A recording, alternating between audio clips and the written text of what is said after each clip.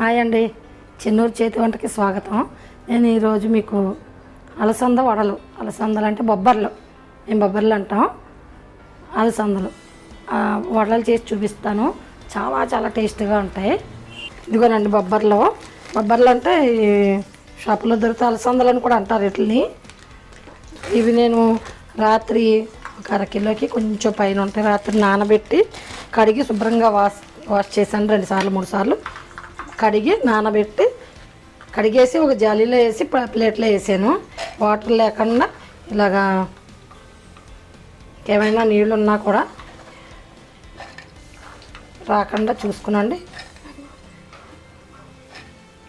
ఇలా వేసుకుని మిక్సీ ఒకసారి చూపిస్తాను మీకు.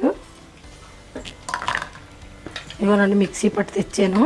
ఇలాగే ఉండాలండి, గట్టిగా ఉండాలి, మరీ మెత్తగా నలగకూడదండి. మీకు ఇష్టమైతే మెత్తగా కావాలంటే మెత్తగా వేసుకోండి. ఇలా ఉండాలి, చెక్క బద్ద కింద ఉంటే టేస్ట్ బాగుంటాయి. మిక్సీ పట్టుకున్నాను.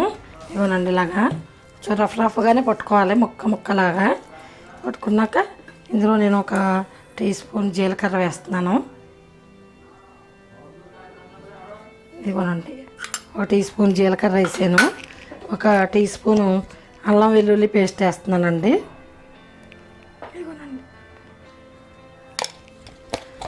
ఈలోగా నేను ఈ కలిపితం చూపిస్తాను. బాండిలీ పొయ్యి మీద పెట్టి ఆయిల్ వేడెక్కుతూ ఉందండి.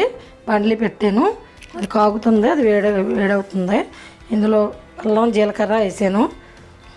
ఇవ్వనండి, దీనికి సరిపడా సాల్ట్, టేస్ట్కి సరిపడా సాల్ట్ వేసుకోవాలండి. ఇందులో ఒక 10 పచ్చిమిర్చి కట్ చేసి పెట్టుకున్నాను నేను, చిన్న చిన్న పీసెస్కి ఇలా రౌండ్గా ఇవి వేస్తున్నాను. ఒక పెద్ద ఆనియన్, ఒక 3 ఆనియన్ కట్ చేసి ఇలా నిలువుగా పీసెస్గా కట్ చేసి పెట్టుకున్నాను, ఇవి కూడా ఇందులో వేస్తున్నానండి. అలాగే ఒక కొత్తిమీర, ఒక పెద్ద కప్పుడు కొత్తిమీర తరిగి పెట్టుకున్నాను, కొత్తిమీర కట్ చేసి పెట్టాను. అలాగే ఒక 1/2 కప్ కరివేపాకు కట్ చేసి పెట్టాను. ఒక పెద్ద కప్పు పుదీనా, ఈ పుదీనా మాత్రం వేసుకోండి, చాలా బాగుంటుంది ఈ వడలకి. పుదీనాయే మంచి టేస్టు. కట్ చేసి పెట్టుకున్నాను, ఇది కూడా వేస్తున్నాను. ఇవన్నీ హెల్తీ ఫుడ్ అండి, ఇది అన్ని ఆకుకూరలు ఇందులో పడుతున్నాయి. కొత్తిమీర, పుదీనా, కరివేపాకు వేసుకున్నాక చాలా చాలా బాగుంటుంది. ఇవన్నీ వేసి ఇవన్నీ ఇలా కలిపేయాలండి, మొత్తం చేత్తో కలపాలి. స్పూన్తో అయితే సరిగా కలవదు, ఇలా చేత్తో ఇలా అనుకుంటూ కలపాలండి. ఉల్లిపాయ ఇవన్నీ, పచ్చిమిర్చి, అల్లం పేస్టు అన్నీ బాగా కలవాలి. ఇవన్నీ ఇలా బాగా కలిపేయాలి. ఒక 5-10 నిమిషాలు కలపాలండి. ఇలాగా ఈ ఉల్లిపాయ రేకలన్నీ ఇలా విడివిడిగా అయిపోయేలా కలపాలి మనం. ఇందులో కట్ చేసి పెట్టుకున్నాం కదా, ఆ ఉల్లి రసం అది పిండిలోకి దిగి బాగుంటుంది. ముందే కలిపేసి పెట్టుకోవచ్చు, కానీ పిండిలోకి దిగితే బాగుంటుందండి ఇది. ఒక్కసారి పిండి కలిపిన తర్వాత సాల్ట్ సరి చూసుకోండి, వేళ తక్కువ అయితే కొంచెం వేసుకోవచ్చు. ఇదిగోనండి, ఇలా కలపాలి, ఇలా అంతా కలిసేలా కలపాలి. కొద్ది సాల్ట్ తక్కువ అయితే ఏమన్నా చూసుకోవాలి. సరిపోయింది, నేను వేసింది సరిపోయింది.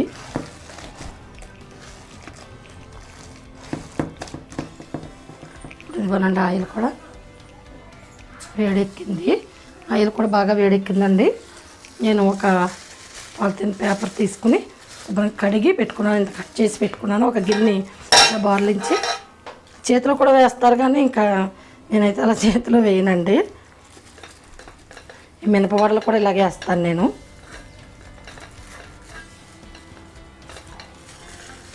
అదిగోనండి, ఇలా వచ్చిన తర్వాత వేసుకోవటమే. ఇలా ఇంతంత పిండి తీసుకుని చక్కగా ఇలా రౌండ్గా చేసుకుని పేపర్ మీద ఇలాగా అనేసి ఇలా తీసి వేసుకోవటమేనండి. చాలా టేస్ట్గా ఉంటాయండి ఇవి.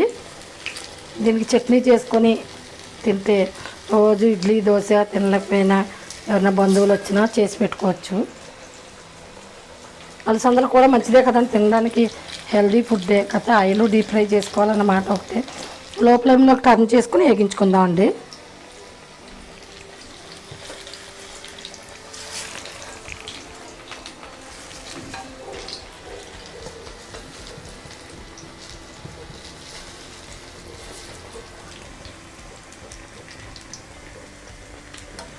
ఇదిగోనండి ఇలాగా టర్న్ చేసుకుంటా వేయించడమే. గోల్డెన్ బ్రౌన్ వచ్చాక మీకు కరకరలాడుతా కావాలంటే, క్రిస్పీగా కావాలంటే కొద్దిసేపు వేగించుకోవచ్చు.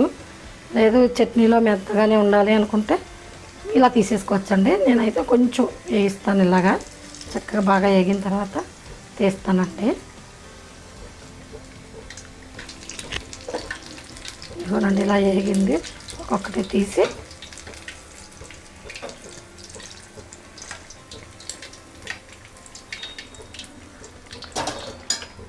అలా మీడియం ఫ్లేమ్లోనే ఒక్కొక్కటి తీస్తా, ఒక్కొక్కటి వేసుకుంటా చేయొచ్చండి. ఇది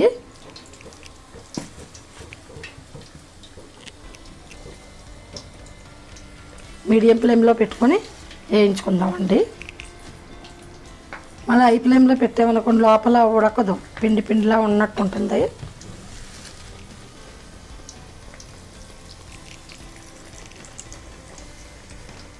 టర్న్ చేసుకుంటూ ఉండాలి మధ్య మధ్యలో. ఆ ఏగిని తీస్తా మళ్ళీ వేసుకుంటూ ఉండాలి. ఇదిగోనండి బొబ్బర్ల వడలు ఇంకా చక్కగా ఉన్నాయి.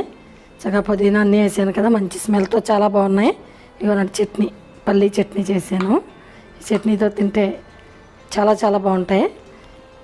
ఈ వీడియో మీకు నచ్చినట్లయితే లైక్ చేయండి, షేర్ చేయండి, సబ్స్క్రైబ్ చేసుకోండి. Thank you.